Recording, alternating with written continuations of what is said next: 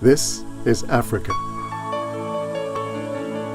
rich in traditions and rituals, community and farming, of stories and worship, and cultural traditions which stretch back thousands of years. Is their story worth remembering?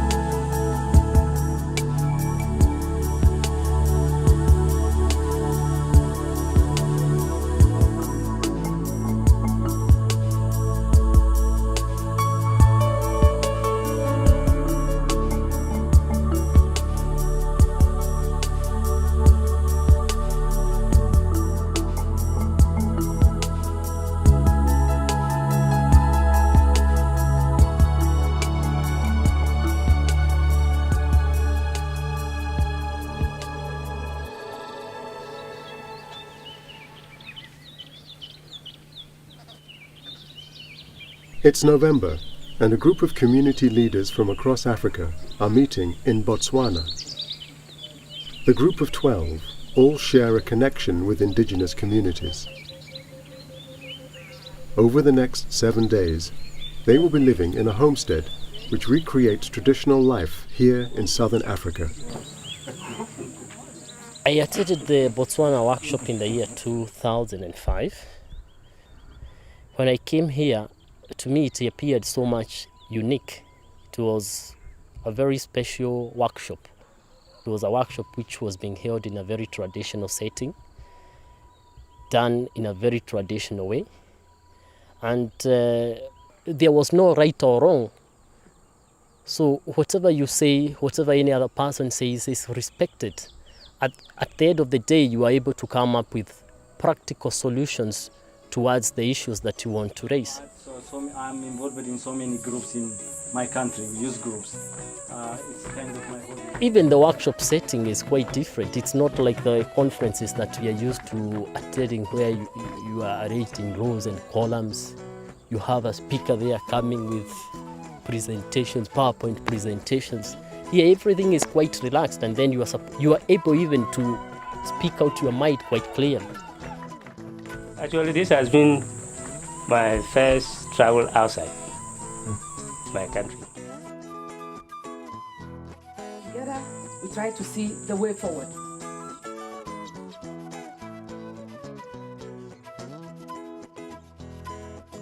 The Ngwama Lodge was established by two traditional healers, Colin and Neil Campbell.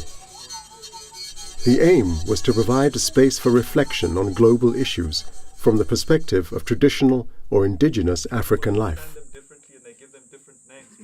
Find out more knowledge about our ancestral wisdom, their ways of life in terms of natural resources management. I've been in development work for quite some time, and I remember when I came out of school, I was an agriculturist, I was trained in agriculture, and I came back into development work very excited, thinking I could change the whole farming system. And I was taught modernization, that we have to use improved seeds, we have to use fertilizers, we have to use pesticides. So we went out in all the village trying to teach them how they should discard what they were doing and use this new technology as development. But after 20 years, I went back to some of the villages. What I found was that either they were worse off or maybe just as where they were before I left. And so I began to think that no, there must be something wrong. I think the development we've been pushing is not a right one. Food production is not the only problem facing indigenous people. In most rural communities, televisions and mobile phones are more familiar to children than their own culture. And beneath the surface, the changes are far more deep-seated. Unfortunately, development efforts over the last 50 years have themselves exacerbated and accelerated this erosion of culture and the loss of African identity. These communities have their own knowledge. They have lived with it for so many years, millennia. and they have been able to live harmoniously with their environment. So sometimes we find ourselves, especially those people who are from development organizations, just getting to these communities and coming up with technologies and knowledge from nowhere and then going to impose it to them, and these end up wrecking the whole community, a community which was very cohesive, a community which was also very strong.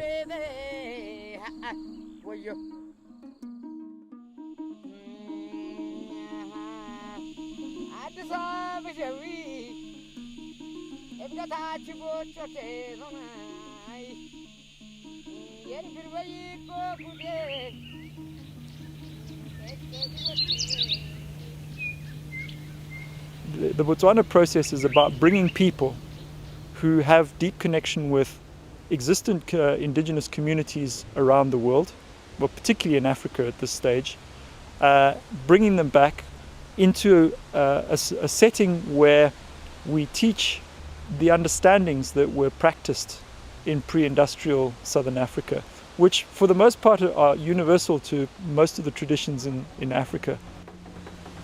We effectively try to recreate as far as possible many of the methods that would have been used pre-industrially to initiate people in the law of nature. So that includes, in a way, going into nature in a completely vulnerable way and availing yourself of what nature has to offer. Before Western education spread through Africa, knowledge was passed down the generations in the form of hands-on learning. From playing instruments to hunting and dancing, knowledge was shared through experience as much as it was through the spoken word. Learning through sheer proximity to nature transcends logical explanation, and community living and shared concepts of prosperity shaped the moral fabric of culture in pre-industrial Africa. The Botswana process explores some of these elements to stimulate ideas about community, nature, and identity, and the connection between all three, particularly in Africa, where these values still play out. In the African community, people see themselves living in three worlds at the same time. They live in a natural world, they live in a social world, and they live in a spiritual world. So within the three of them is what you would call their well-being. And well-being, for me, described by some community, it doesn't mean having so much money. It means sometimes you'll be recognized in the community. It means that if you have a problem, the whole community would want to come to your aid. It means that you are living in a community where your water is not polluted, where your soil is fertile all the time. That is what they describe as development, which they call well-being. And so for us, in our development work, that guides our conception of development. Traditional cultures in Africa and across the world share many ideologies and common ground, but all are threatened with extinction. Right now, the Earth's cultural diversity is dying just as quickly as its biodiversity. Keeping the stories, the moral fabric, and the knowledge alive is vital for the identity of this rapidly changing continent. Although I've always thought that African culture, African wisdom, our African way of thinking is important, but I've never been able to look at it in a very systematic way. Here for once I've seen it put together in a very systematic way, which other people apart from the indigenous people could also experience. For me that is very powerful, because I've been trying to find out ways in which we can make our own African culture, make other people, non-Africans, able to experience and appreciate it. And for me, this is what this program has done.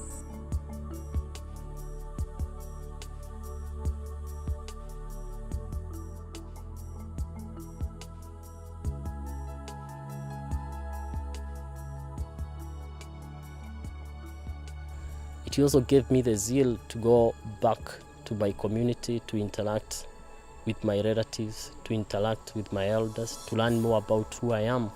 Because I realized before then I really did not understand who I am, where I had come from.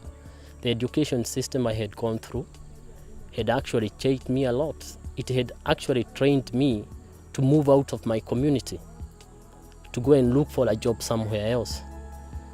But what I realized is that I have a purpose within the community that I come from. I need to go and connect with my people, with my ancestors, to go and also listen to the elders, understand myself fully. Where do I come from? Who am I? I talk to a lot of development workers about the need to go back to our indigenous knowledge base, go back to our institutions. And the question they ask is how? And I think I've got a how in a way from here.